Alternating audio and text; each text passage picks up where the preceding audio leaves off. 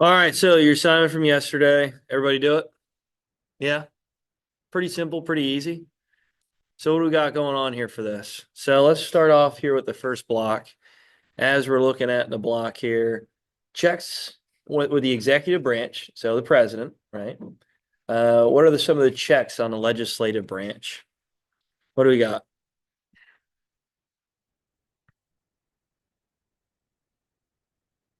What did we write down? Come on now. Don't we have anything? Really? Nothing. Katia, thank you so much.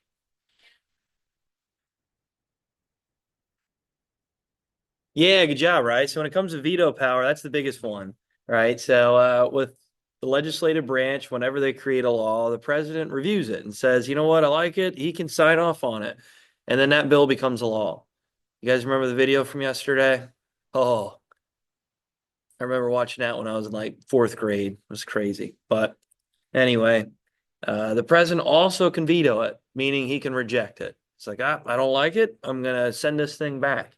And typically, House and Senate will have to go through it, maybe revise it, or which happens not often, but it could happen. Legislative branch could override his veto, saying, "Hey, we like it the way it is. We're going to override the president's orders."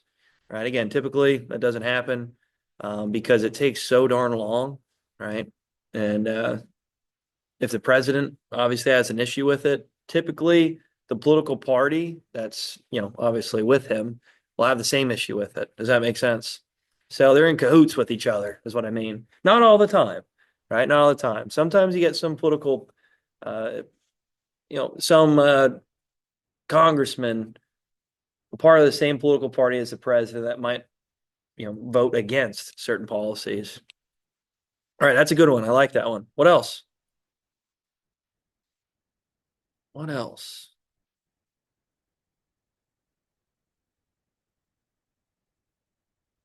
Is there anything else? You guys write anything else? No? So another one you guys can put down. Yeah, I would recommend writing these down here if you don't have it. So calling special sessions.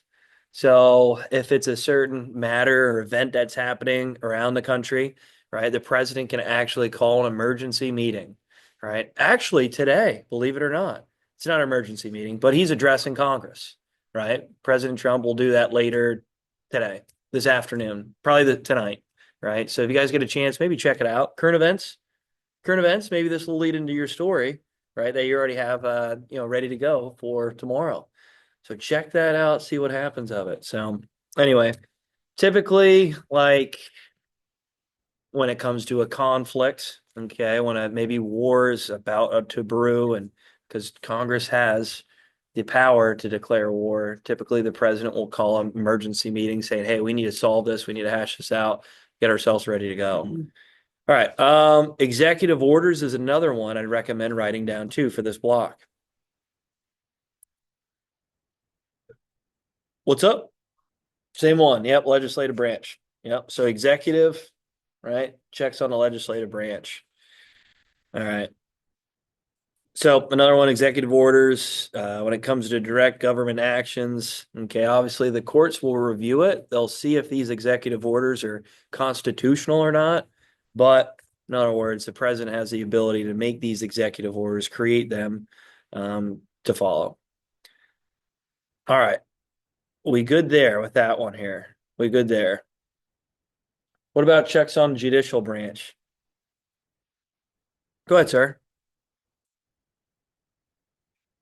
Yes, good job. Really good. So when it comes to judges in the Supreme Court, the President of the United States has that power. That's like the biggest one here to write down. Okay, so whenever there is a judge that is retiring or dies, because these terms last pretty much forever unless they get impeached for some whatever reason, but they have the ability to appoint judges and even reject. Hello, Mr. Bowman. Yes. Oh my gosh, I forgot again. It's Tuesday. All right. Yeah, thank you. I'll send it right down. All right. Zara, sorry. You forgot too. All right. This is every time. Every time I tell you. Thanks, you too.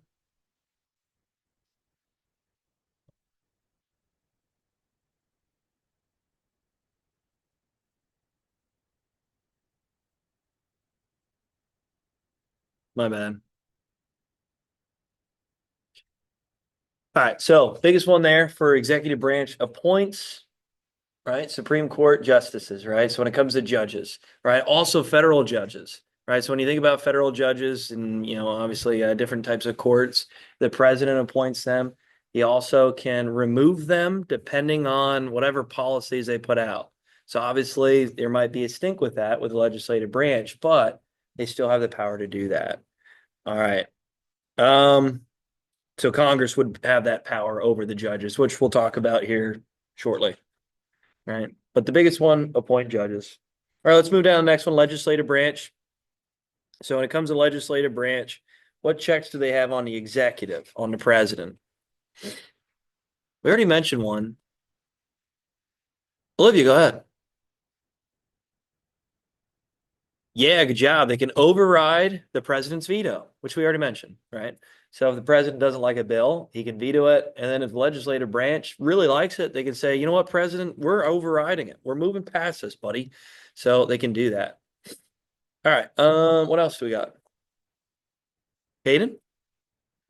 All right, controlling the budget. I like that. Okay, good. Yep. So when it comes to voting for the typically you have a debt ceiling, which we've been really hitting that debt ceiling quite a bit. Now we've improved it all the way up to increased it to like $40 trillion. Mind blowing, right? So I know I showed you guys that debt clock, right? Can you imagine that going up any higher? I mean, it is as we speak, but it just is getting wild, this debt here. What else do they got though? What else does the legislative branch have over the executive? What can they do to the president if he's acting out of line? Go ahead, Caden. Yeah, good job. Congress has the ability to impeach the president. So whatever crimes that the president have, maybe he's acting against the Constitution. Who knows, right? Usually the House will bring up this impeachment process. So when it comes to a president's impeachment, right, the House could move forward with it to the Senate, right, and then the Senate will have to kind of go through and through their vote, they confirm this impeachment and they're removed from office, right? Maybe even jail time. Who knows, right? At that point, just recently with President Trump, he got impeached twice, right? The House went through it, the Senate just nixed it. Then they're like, no, no. So there was no crime there with that. Just he got impeached twice, right? Obviously, there's other presidents, Bill Clinton, right? And there's a few other presidents too that were impeached throughout the years. Anyway, other ones too, approving assignments. So when you think about another check here that the legislative branch has for the executive, this is an important one too. And this process is actually still happening with President Trump's cabinet, right? They actually they approve of the president's choices for judges, okay, ambassadors and cabinet members. So we're kind of finishing up just yesterday. Linda McMahon just got approved by the Senate through the confirmation hearings to be the in charge of the Board of Education. So again, these are still ongoing. There for a while, you saw them each and every week, kind of going through this process of being confirmed. All right. What else do we got here? What else? Checks on judicial. What does the legislative branch have the checks on judicial? What do we write down here for this one? So legislative branch, Congress, what checks do they have on judicial branch? Go ahead, Caden. Yeah, good job. So if one of these Supreme Court justices isn't acting in the means of the Constitution, right, they can get impeached by the legislative branch. Good. Awesome. Anything else? Caden? Okay. All right. Yeah, yeah, yeah. So when it comes to the amendment process, we'll talk about this, right? We'll mention about the amendments added to the U.S. Constitution, how that takes a long time. Judicial branch gets to look at it and say, you know what? You know what? I don't know about this one. All right, good. Last one. Judicial branch checks on the executive. What do we have? Checks on the executive. Go ahead, Caden. Yep, good job. We already mentioned that one, which is good. Good. Um, anyway, when it comes to judicial review, right, that kind of falls under both, right? That's one of the principles of the Constitution, just determining that none of these representatives in Congress or the president is above the law. Does that make sense, guys? Right. So that the judicial review shows that this power of the judicial branch, okay, these Supreme Court justices, they view and kind of hold accountability towards the legislative branch and the executive. So that's one of the biggest things here to put for both of those blocks, judicial review. Right, does that make sense? One thing to note about Supreme Court justices, they have lifetime appointments. Just wild, right? Yeah. Some are asking for term limits for Supreme Court justices. I don't know. I think that's kind of more opinion based. Depends on what you think, right? Some people say, hey, this position shouldn't be offered for someone for that long. Well, if they're doing a good job, right? And if they are truly the best understanding of American law, why would we get rid of them, right? They're kind of holding the means of our structure of our Constitution, our government together. So maybe this is a different institution that can allow for Supreme Court justices to hold this power for really a lifetime till they die or they decide to step down. Right. Others say, hey, there should be a limit to this. Right. Is there any term limits though for congressmen? Is there? No, there isn't. So we'll see where it goes. Who knows? See where it goes. All right, guys. Is there any questions on that? We good? All right. So moving on here. Moving on. All right. Yesterday we talked about the preamble or the what? What is the preamble? Olivia. Yeah, the introduction. Good job. And we mentioned about the goals. Okay, we mentioned about how we, the people, we step through, form a more perfect union, establish justice, ensure domestic tranquility, provide for the common defense, promote the general welfare, and secure the blessings of liberty. So when it comes down to it, there's a lot of goals here for, right, our preamble, our introduction. In other words, it lays out the Constitution for us. It tells us what this document is established to be. And with the goals, you guys should know a little bit about that. So when it comes to the test, I might have a question about the goals of the Constitution, what this preamble is all about. All right, next thing.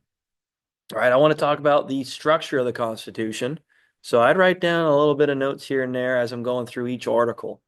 Right. So typically, whenever you hear about maybe disputes about certain policies, even today, when it comes to arguments amongst these political parties or congressmen, right, they talk about, oh, Article 1 or 2 or 3 or 4 or 5, who knows, right? The list goes on. And they bring up these arguments about how some policy of whatever decision is made might go against the Constitution when it comes to so articles here. All right. So the structure is pretty simple. Preamble, 6 goals. We already talked about it, right? We mentioned about the preamble, the introduction. All right. Article 1 is the legislative branch, right? So that's something important that you guys should know. Whenever they're referring to Article 1 of the Constitution, the legislative branch is that power, okay? All right. When the founding fathers created the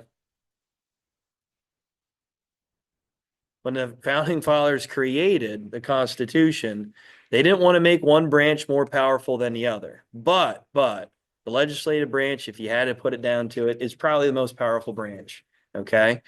And we all know that there's a bicameral legislature. So you got the House of Representatives, which is based off of state population.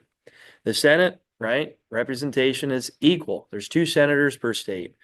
So when it comes to Congress, their powers are mainly make laws, declare war, and collect taxes. So legislative branch, making the laws, make sure you note that. Just put that right next to it, right? Know that there's a bicameral legislature, which we talked quite a bit about already. And we mentioned about the history of it, right? With the Great Compromise, right? The Virginia-New Jersey plan, duking it out, and the founding fathers decided, you know what? This is the direction we need to go. All right, Article 2, the executive branch. Okay. If you want to put right next to it, enforces the law, right? Or enforces laws, that's good. Just know that this is the president, right? So the executive branch, Article 2, creates the office of the president and the vice president. right? So the president's the commander in chief of the military, makes treaties, and can veto laws, which we already talked about. Okay. And then we also mentioned about the cabinet members, so advisors of the president. They help run different parts of the government. So, in other words, help the president out when it comes to the direction of his viewpoint of where the direction should go. So, executive branch, just know it's the president, vice president, right? So, like I mentioned earlier, there's a lot of disputes about this one. So, when the founding fathers were bringing this up, they're like, we don't want a king, we don't want a monarch.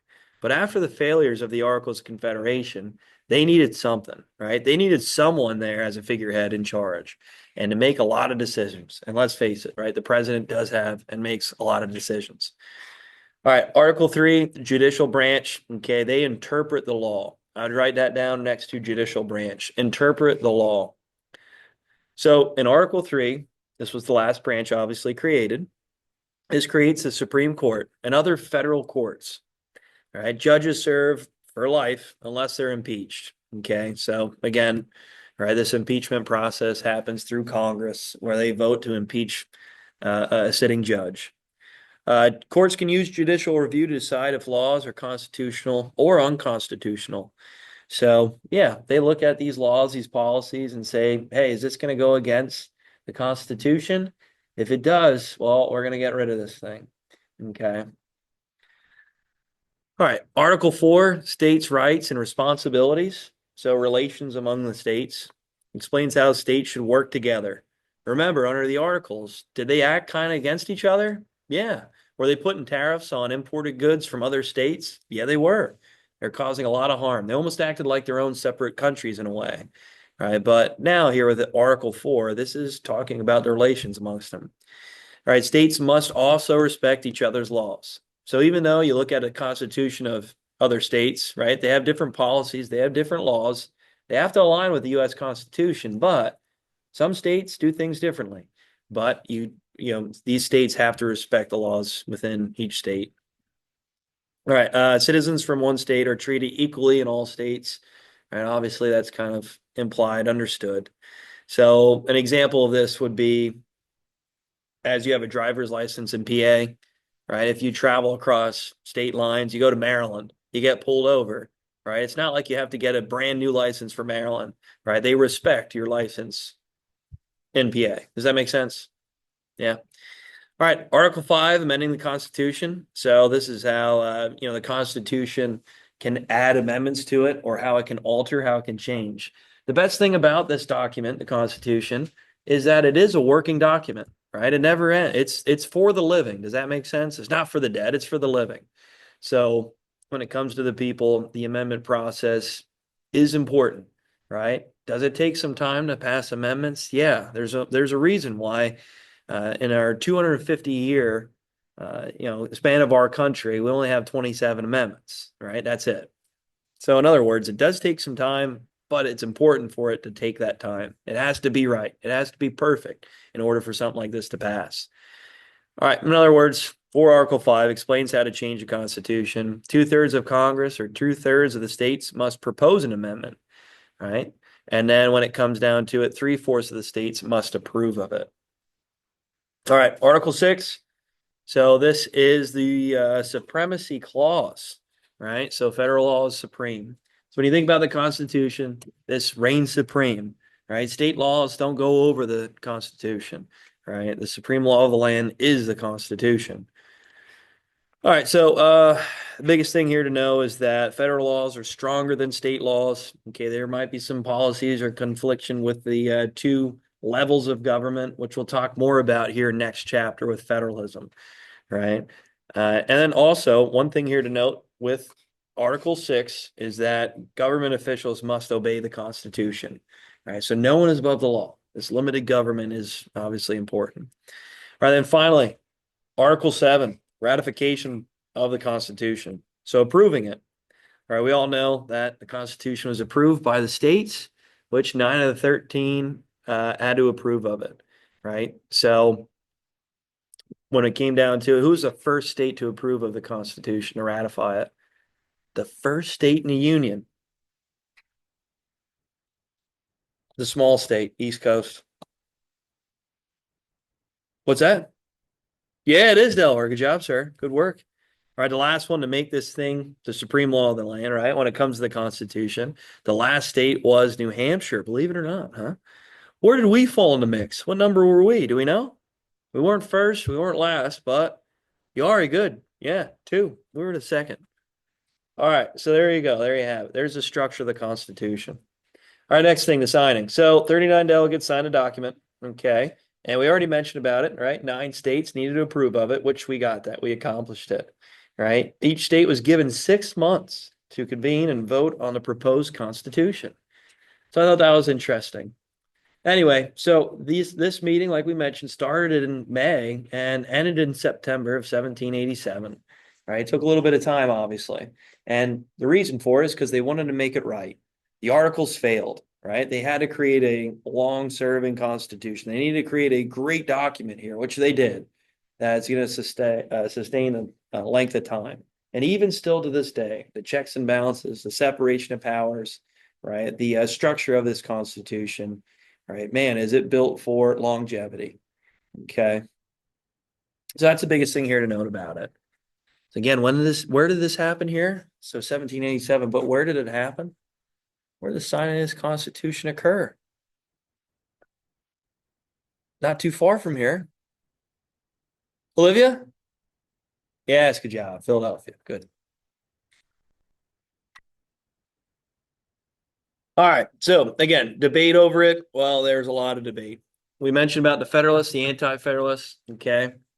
The Anti-Federalists, which we mentioned one significant founding father, Thomas Jefferson, being a part of this. The Federalists, we talked about Washington, Adams, Alexander Hamilton. They're a big part of this. All right, we will talk about the Federalist Papers more tomorrow. I want to focus on that tomorrow. All right, but the biggest thing here that the Federalists wanted is that they needed to ratify the Constitution. They favored a powerful federal government, right? They argued a Bill of Rights was not needed. And if you think about it, they're like, hey, Bill of Rights, what if we named every specific right that the people were given in the United States, this list will be forever long, right? It will be forever long. So, in other words, they thought, do we need to do this? Anyway, the Anti-Federalists said, hey, we oppose, right, the ratification of the Constitution. They wanted a weak federal government because they thought that the states needed to hold the power, which there's a lot of argument for that too. There's a reason why they broke away from Great Britain. Okay, they wanted to make sure that local governments had a little bit more power than the national level. All right, so with the ratification, Federalists promised addition of the Bill of Rights. So they did agree. They said, hey, we got to compromise on this. Ratification succeeded, new government formed then in 1789. And then James Madison drafts the 10 amendments to the Constitution known as the Bill of Rights. So again, we'll talk about the Federalist Papers here more tomorrow, okay, what the significance of them were. And the biggest idea is that, well, you need a strong national government, right? You can't fall in the same problems that this country fell into with the Articles of Confederation. It's just doomed to fail. All right, again, race to ratify. We already talked about it. Which Yari, you got this right. Delaware is the first state, Pennsylvania second, and then so on and so forth. Okay. And you can see how all the other states kind of fell in line. Like I mentioned, New Hampshire being that ninth one, which ratified the Constitution, making it the law of the land. So there you have it. There you have it.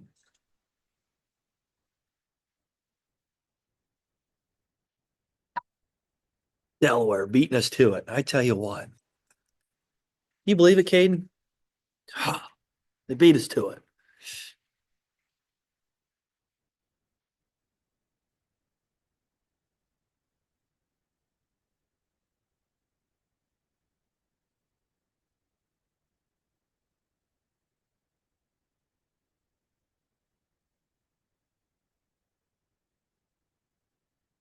All right, you guys good there? Okay. All right. So with the ratification, biggest thing to remember is that the Bill of Rights wasn't there yet until after, right? So actually, it took Rhode Island until 1790 to actually ratify the Constitution, which I thought was interesting, right? And then again, the Bill of Rights wasn't there at the time of ratification, right? We did not have our 10 amendments just set in stone. Were they talked about? Sure, yeah. Did people kind of already understand what was going to be in it? Yeah. but they didn't have the Bill of Rights yet as the Constitution was ratified, which is pretty darn interesting, isn't it? That's a big part of the Constitution, isn't it? So I thought that was interesting. Anyway, I'm going to finish up there. Is there any questions? Any questions at all? All right, I'm going to go over the assignment tomorrow. I'm going to assign that assignment tomorrow. It's just the structure of the Constitution. It just breaks everything down. You can use your textbook to help you with it, and I'll show you how to access that on Canvas, which you kind of already should know already. And that should take you into tomorrow. So I'm going to make that due Thursday, the structure of the Constitution. And then Friday, I'm going to put out the analyzing the amendments, which what you're going to do is just create a presentation. It talks about the amendments that you think are relevant, some that you're thinking that, you know what, hey, this is good, but man, maybe we can look at this and alter it a bit. All right. And then some that just maybe through time just is like, okay, I don't know how this is relevant. So like the Third Amendment, the quartering, right? The quartering of soldiers. It's like, okay, I feel like this is implied. At the time, we get why they made it, but do we need to have it yet? Okay, so we can look at it, analyze the amendments, and take our pick, which ones we think are relevant, which ones we think are, hey, this is set in stone, this is great. And then others that we can maybe look at and say, hey, this is kind of implied. All right, any questions, guys? Good? All right. We'll talk about the amendment process tomorrow and finish this up, and then we're done. Then we're done with this presentation, right? And the Federalist Papers. I do want to talk about that too.